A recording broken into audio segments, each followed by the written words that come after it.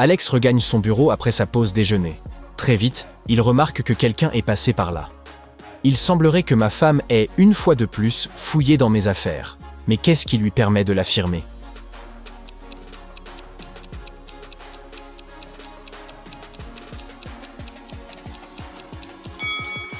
Une trace de rouge à lèvres marque sa tasse. Un crayon a roulé au sol. Et un livre, autrefois rangé sur l'étagère, a disparu. Quel est le dessert favori d'un fantôme?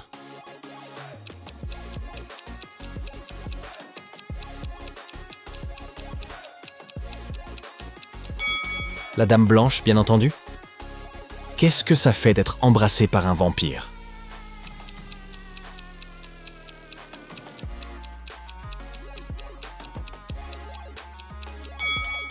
Ça fait mal au cou. Avec qui le fantôme s'est-il rendu à la fête?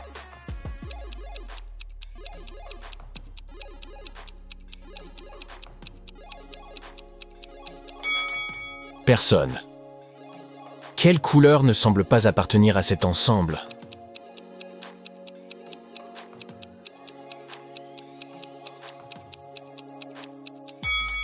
Le rose. Toutes les autres correspondent aux couleurs de l'arc-en-ciel.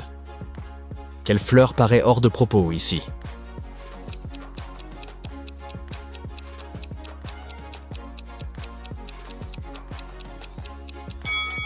Le lotus, il pousse dans l'eau. Selon vous, laquelle de ces 4 mains appartient à un millionnaire? Faites votre choix.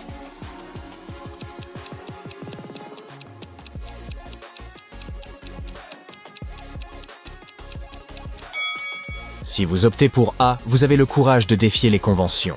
Vous êtes confiant et charismatique. B, vous faites preuve d'un grand sens des responsabilités et vous ne perdez jamais une minute. C, vous abordez la vie comme un jeu et profitez de chaque instant. Rien ne vous fait peur. D, l'efficacité est votre maître mot. Talentueux et déterminé, vous atteignez toujours vos objectifs. Quel élément n'a pas sa place ici?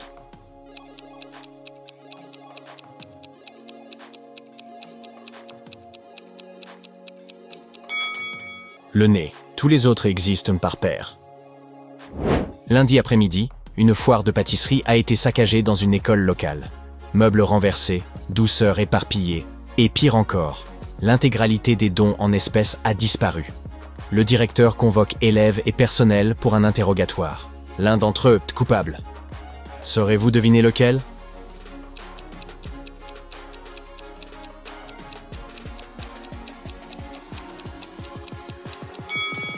Le coupable a perdu sa montre. Or, ce garçon a une marque de bronzage à l'endroit où elle se trouvait. Suspect, n'est-ce pas? Bobby part en voyage en bus avec ses camarades de classe. En chemin, il s'accorde une courte sieste. À son réveil, il ouvre sa boîte à déjeuner et découvre qu'elle est vide. Quelqu'un lui a volé toute sa nourriture. Il interroge alors 4 suspects. Sarah affirme: « Je regardais des stories sur mon téléphone. Je n'ai prêté attention à rien d'autre. » Xavier déclare: « Le paysage était splendide. J'ai essayé de prendre des photos depuis la fenêtre, mais cette fichue vitre réfléchit tout. » Béa se défend. « Je suis végétalienne et intolérante au gluten. Pourquoi aurais-je besoin de voler ton repas ?» Enfin, Tim accuse: « C'est Béa. Je l'ai vue manger un burger hier soir. Elle ment sur son régime. » Qui est le coupable?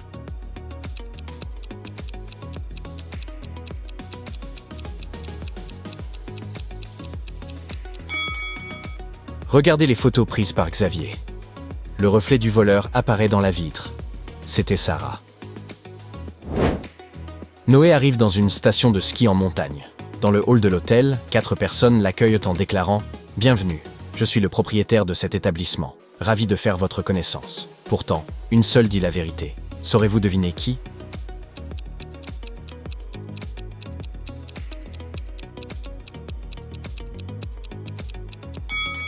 Seul un homme ne porte pas de badge avec le logo de l'hôtel. C'est donc le véritable propriétaire. Les autres sont ses employés. Saurez-vous identifier le faux musicien?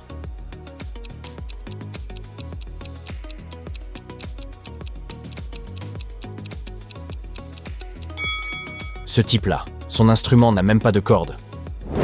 Stanley, professeur d'université, donne son cours lorsqu'un avion en papier vient heurter violemment sa tête.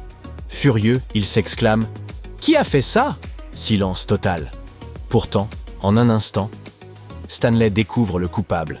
Et vous, pouvez-vous deviner de qui il s'agit?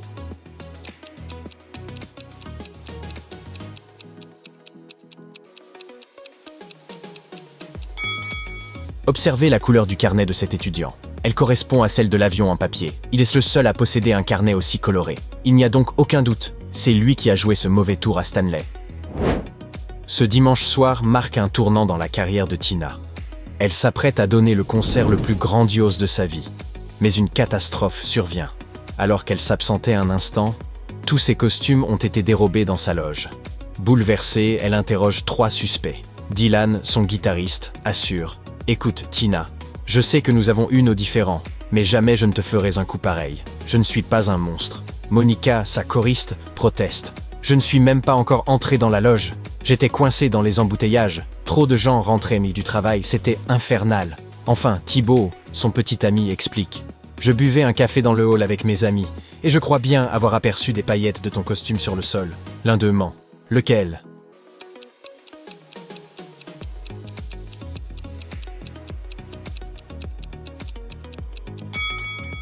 C'est Monica. Le dimanche n'est pas un jour ouvré. Il ne pouvait donc pas y avoir d'embouteillage pour la raison qu'elle a avancée.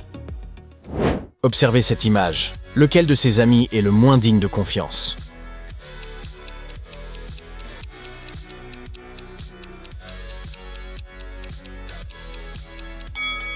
Cette femme laisse une trace de rouge à lèvres sur la tenue de son ami.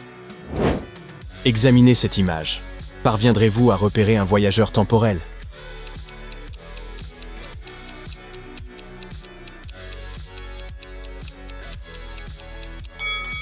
Il se trouve juste ici. D'après vous, laquelle de ces tasses à café se remplira en premier?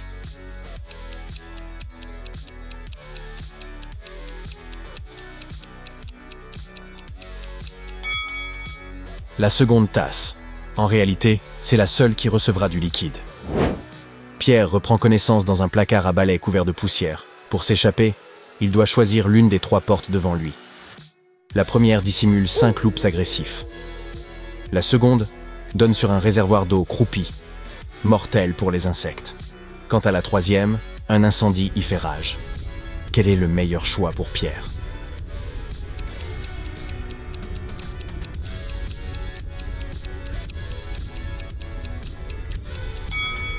Il peut utiliser ce seau pour puiser de l'eau dans la deuxième pièce et éteindre les flammes.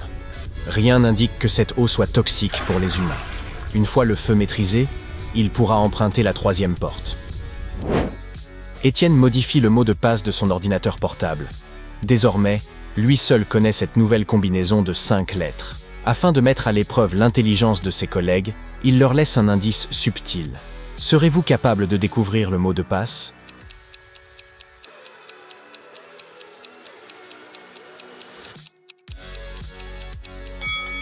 L'indice ressemble à une liste de courses, mais le chiffre précédant chaque mot indique quelle lettre il faut garder. Ainsi, le mot de passe est « sushi ». Un samedi matin, un cambriolage a eu lieu dans le manoir de Madame Green, une riche vieille dame. Lorsque la police arrive, elle interroge les suspects. Son époux affirme avoir été sous la douche. Le jardinier explique qu'il tondait la pelouse. Le majordome prétend avoir nettoyé la piscine. Enfin, le cuisinier assure qu'il préparait le dîner. Quel témoin semble le plus suspect?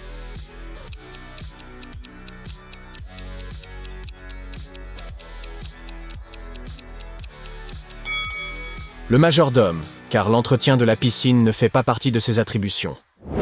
Rose part en randonnée mais se perd dans les montagnes. Après un certain temps, ses provisions s'épuisent et la faim commence à la tenailler. En explorant les environs, elle découvre 3 options.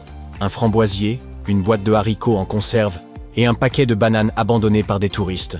Toutefois, une seule de ces solutions est sans danger. Sauriez-vous conseiller Rose sur le meilleur choix?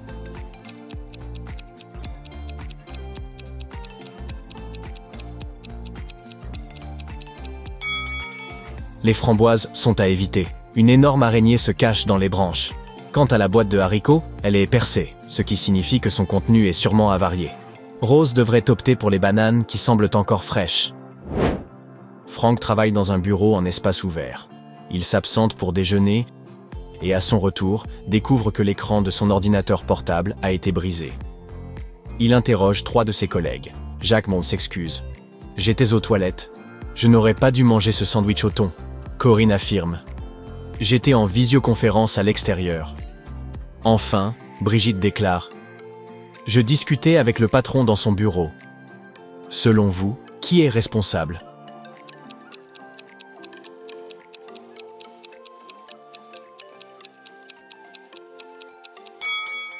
Brigitte est coupable. Regardez bien sa corbeille.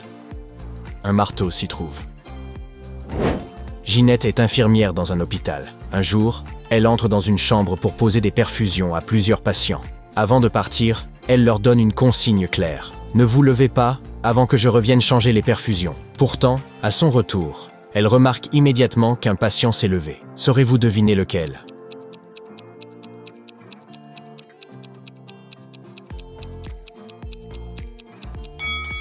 C'est cet homme-là. Lors de l'arrivée de Ginette, il tenait son téléphone en main. Or, celui-ci est désormais en charge à l'autre bout de la pièce. Il a donc forcément dû se lever pour le brancher. D'après vous, quelle maison appartient à un zombie ?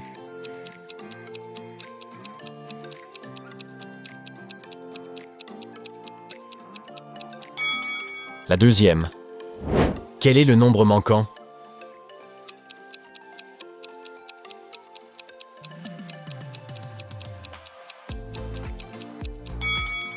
Le premier nombre correspond à la somme des parts de pizza, tandis que le second indique le nombre d'olives qu'elles contiennent. Le nombre manquant est donc 45. Et concernant ces assiettes à dessert, quel est le nombre manquant ?